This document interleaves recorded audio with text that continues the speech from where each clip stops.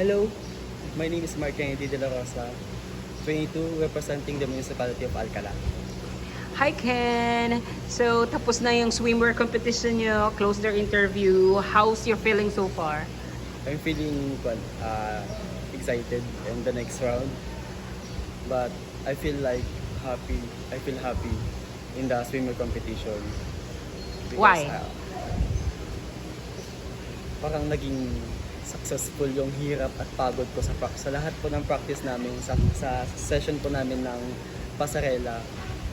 So parang Worth it yung worth hirap. it po yung paghihirap po, yung practice po namin, yung pagod po namin. Natapos na po yung swimwear competition. Okay. How about the close their interview?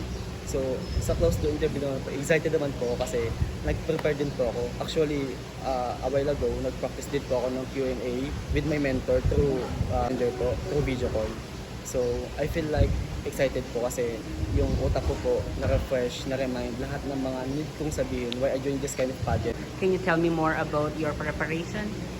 As you all know po, ako po yung pinaka-last na candidate to join Mr. Pangasinan 2025. So last minute na po ako nag-join. So parang ang preparation ko lang po is parang ang preparation ko lang po is Q&A sa health condition ko po, and then my pasarela training. Yun po yung parang matinding paghahanda ko po this Mr. Pangasinan competition.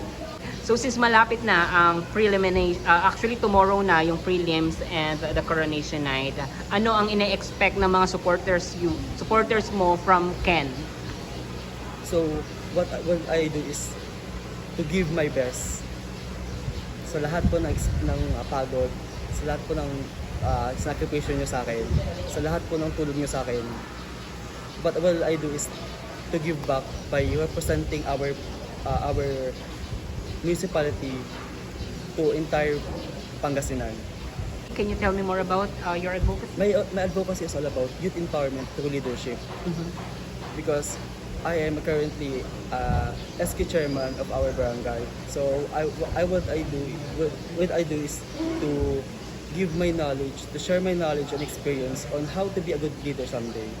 And last, can you invite your supporters to watch the coronation night and the prelims?